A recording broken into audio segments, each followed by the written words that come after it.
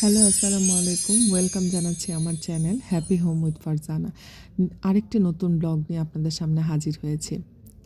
আসলে আমাদের মেয়েদের প্রত্যেকটা দিন শুরু হয় একটা নতুন দায়িত্ব নিয়ে। পরিবারের মানুষগুলোর হাসিমাখা মুখ যখন আমরা দেখি, তখন আমাদের নিজেদের সকল ক্লান্তি দূর হয়ে যায়।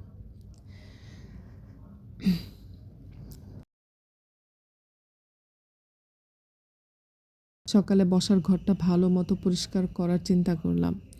যে একটু ডিপ ক্লিন সপ্তাহে যদি একদিনও ডিপ ক্লিন না করি, তাহলে এত ধুলাবালি হয় যে পরবর্তীতে আমি যতই পরিষ্কার করি না কেন, সেখান থেকে আর ময়লা ওঠানো আমার পক্ষে সম্ভব হয় না।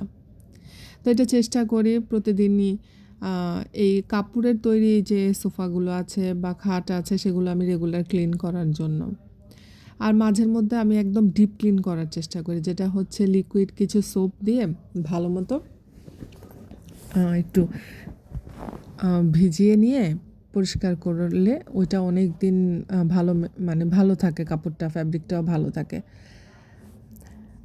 ড্রয়িং রুমের সেন্টার টেবিলটা অনেক দিন ধরেই ভাবছি মানে ফুল ক্লিন করব।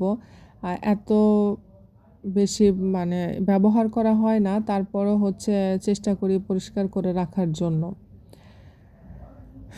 আসলে ঘরের সারাদিনে আমরা কাজ করে ক্লান্ত হয়ে যাই, কিন্তু এর মধ্যে আসলে নিজেদেরও মনে হয় একটু সময় দেওয়া দরকার। মাঝের মধ্যে মনে হয় খুব বেশি ক্লান্ত, আমি একটু বসি, কোথাও একটু ঘুরে আসি, বন্ধুদের সাথে একটু গিয়ে সময় পার করে আসি। আসলে প্রত্যেকটা মেয়েরই এমন কিছু নিজের পার্সোনাল সময় থাকা উচিত।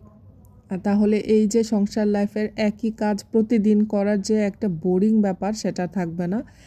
তো আমিও চেষ্টা করি এরকম কিছু করার। ঘরে সারাদিন কাজ করার পরে কিছুটা সময় আমি আমার নিজেকে দেই, কিছুটা সময় আমি আমার বান্ধবীদের সাথে ঘুরে বেড়াই, আমার মা বাবা আত্মীয় স্বজন এবং পাড়া প্রতিবেশীদের সাথেও একটু গল্প করার চেষ্টা করি, একটু খোঁজ খবর নেওয়ার চেষ্টা করি। এটাতে হয় কি, একঘেয়ে যে ব্যাপারটা আছে সেটা থাকে না। আ মনে হয় সারাদিন, তবে একটা জিনিস আমি খেয়াল করে দেখেছি, আমার কেন জানি সময়গুলো খুব দ্রুত চলে যাচ্ছে। মনে হয় একদম সকাল আর এই তো রাত। এমনই খুব অল্প সময়ের মধ্যে মনে হয় দিনটা শেষ হয়ে গেল। দিন মনে হয় ২৪ ঘন্টা না হয়ে আরও বেশি হলে ভালো হতো আমার জন্য।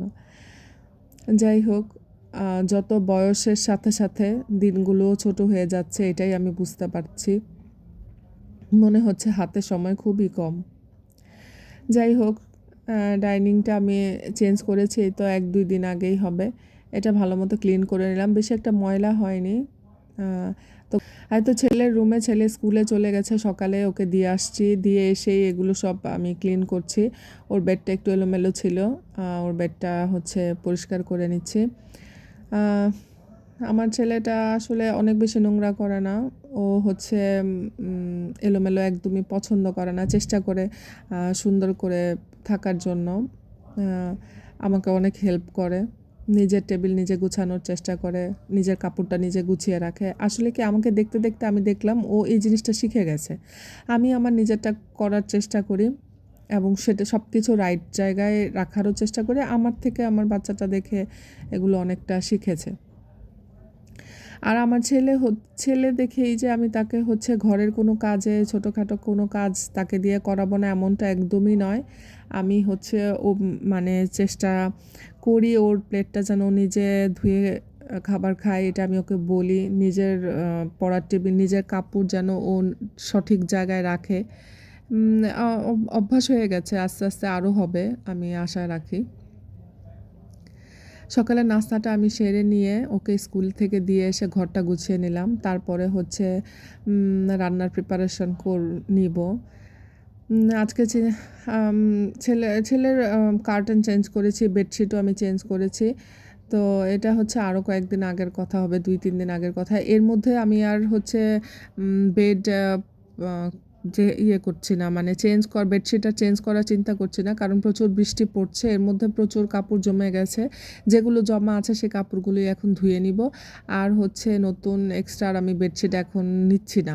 আর দেখলাম হচ্ছে কি ধুলাবালিটা কম, তো তাই ময়লাও হচ্ছে কম।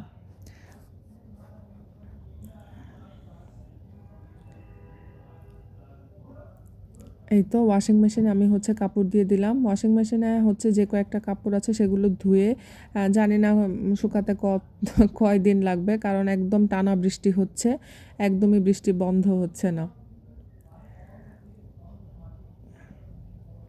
এখানে যদিও আমি হচ্ছে ডেইলি ওয়াশে দিয়েছি, ডেইলি ওয়াশ 15 মিনিটের, যেটা সেটা হচ্ছে একদম ড্রায়ার হয় যে এরকম না। আহ, তারপরে তো আমি কিচেনে চলে আসছি। কিচেনের আহ, মানে যা যা ইউজ করি সেগুলো ধোয়া বোয়া আমার খালাটা ধুয়ে রেখে গেছে, সেগুলো আমি হচ্ছে রাইট রাইট জায়গা বা রেখে দিচ্ছি। আজকে আমি একটা স্পেশাল রেসিপি রান্না করব, সেটা হচ্ছে বেগুন দিয়ে চিংড়ি। তো এটা আমার হচ্ছে খুবই পছন্দের একটা খাবার, আমার ছেলেও খুব পছন্দ করে। এর জন্য হচ্ছে আমার প্রথম হচ্ছে মিক্সারে মানে আমি পেঁয়াজ কাঁচামরিচ এবং হচ্ছে টমেটো খুব ভালো মতো ব্লেন্ড করে নেব। আর এখানে হচ্ছে চেষ্টা করব একটু আম, চিংড়ি মাছগুলো ভেজে নিতে। তো যে তেলটা ছিল সে তেলের মধ্যে আমি পেঁয়াজটা ভালো মতো ভেজে নিচ্ছি। আর হচ্ছে এখানে এক্সট্রা বলতে কি শুধু হচ্ছে ওই যে পেঁয়াজ বাটাটা এটাই হচ্ছে এক্সট্রা, আর তেমন কিছু না। কিন্তু এখন এখানে আমি হচ্ছে এই যে পেঁয়াজ বাটার যে মশলাটা সেটা দিয়ে দিলাম। কাঁচামরিচও দিয়েছি এখানে। কাঁচামরিচের পরিবর্তে আপনি শুকনো মরিচও দিতে পারেন, আর তাহলে কালারটা আরও সুন্দর আসবে। তো এটা ভালো মতো আমি হচ্ছে কষিয়ে নিব। কষিয়ে নেওয়ার পরে বাকি মশলাগুলো আমি অ্যাড করে নিব। বাকি মশলার মধ্যে আমার হচ্ছে আদা রসুন থাকবে আপনি হাফ চা চামচ, মানে দুইটা হচ্ছে 1.5 চামচের মতো দিলেই হবে, দুইটা। আমি আদা আর রসুন একই বক্সে রাখি, কিউব কিউব করেও মাঝের মধ্যে রাখি, আবার হচ্ছে যখন কিউবটা আমার শেষ হয়ে গিয়েছে তো আজকে বক্সই বের করেছি। আর এই তো হচ্ছে হলুদ দিয়ে দিব, সরি মরিচ দিয়ে দিব যে যেরকম পরিমাণে খায়। আমি হচ্ছে প্রায় 1 চা চামচের মতো মরিচ, 1 চা চামচ হলুদ এবং হচ্ছে 1 চা চামচ আমি ধনে গুঁড়া দিয়ে দিয়েছি। একটুখানি পানি দিয়ে ভালো মতো মশলাটা আমি কষিয়ে নিব। আজকে রান্নাটা আপনারা করে খাবেন, সত্যি টেস্ট হয়েছে। আমি তো উম, খেয়ে খেয়েই বলছি, আমি মাঝের মধ্যে এই রান্নাটা করি। তারপর হচ্ছে খুব ভালো মতো বেগুন, আর শুধু বেগুন দিব এখানে, আর আমি এক্সট্রা কিচ্ছু অ্যাড করব না। খুব ভালো মতো এটা কষিয়ে নিব। কষানো হয়ে গেলে একটু লবণ অ্যাড করে নেব। আর লবণটা দিলে হয় কি ভালো মতো এবং দ্রুত সিদ্ধ হয়ে যায় বেগুনটা।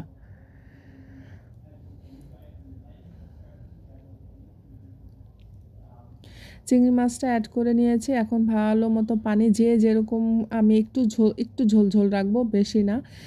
একটু ঝোল ঝোল রেখে এটা আমি ভালো মতো আমি সুন্দর মানে রান্না করে নেব। এই তো আমার হয়ে গেছে। আমি ধনেপাতা অ্যাড করে নিয়েছি। ধনেপাতা অ্যাড না করলে ধনে গুঁড়াও দেওয়া যেতে, মানে সরি জিরা গুঁড়াও দেওয়া যেতে পারে হালকা, তবে এটা ফ্লেভারের জন্য ধনেপাতা দিয়েছি, এটা জাস্ট ফ্লেভারের জন্য। আমি আজকে আরেকটা রেসিপি রান্না করব, আরেকটা রেসিপি থাকছে আমার, সেটা হচ্ছে ডাল দিয়ে পেঁপে। এটা আমরা সবাই খাই নর্মাল, যেহেতু আমি এটা প্রেশার কুকারে রান্না করবো আজকে। এর জন্য আগে আমি হচ্ছে রসুন একটু মানে আগে রসুনটা লাল লাল হয়ে ব্রাউন কালার হয়ে আসলে দেন হচ্ছে আমি পেঁয়াজ আদার সব মশলাগুলো অ্যাড করে দেব। তেমন একটা কঠিন কোনো কিছু নাই, একদমই ইজি রেসিপি।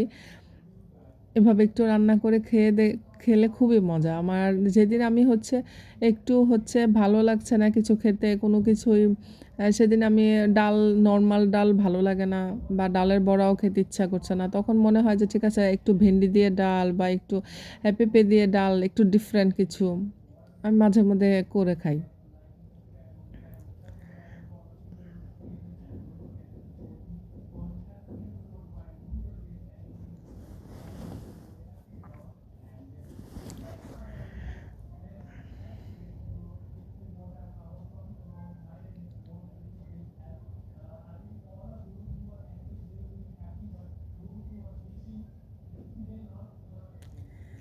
এখন জাস্ট শুধু আমি হচ্ছে প্রেশারের কুক হওয়ার জন্য প্রায় 10 মিনিটসের মতো দিয়ে দিব। যে পরিমাণ আর কি খাই আমি এখানে প্রায় 1 কাপ থেকে একটু 1 কাপের মতোই হবে আমি পানি দিয়ে দিয়েছি। এই তো পানি দিয়ে প্রেশারের ঢাকনাটা আমি বন্ধ করে দিব। 10 মিনিটস হয়ে গেলে আমি জাস্ট হচ্ছে না 10 মিনিটস অনেক হয়ে যায়। একটু অল্প সময় দিলেও সমস্যা নেই। আর হচ্ছে সব কিছু ক্লিন করে নিয়ে আমি রাইস কুকারেই হচ্ছে আজকে ভাতটা রান্না করব। আর হচ্ছে ভাতটা রান্না করে আমি সব কিছু এই তো ফুল কিচেন আমি পরিষ্কার ক্লিন করে নিয়েছি। তারপর হচ্ছে আমি শাওয়ার নিতে চলে যাব। গোসল সেরে আমি আমার ছেলেকে আনতে যাব। ওকে নিয়ে এসে তারপর একসাথে দুজনে মিলে ভাত খাবো আজকে। এই তো বৃষ্টির এই সময় আসলে সব কিছু পরিষ্কার রাখা সব স্বেচ্ছাতে হয়ে যায়, সত্যিই কষ্টকর। এই তো আমি আমার দুপুরের খাবারটা খেয়ে নিচ্ছি। সবাইকে আল্লাহ হাফেজ।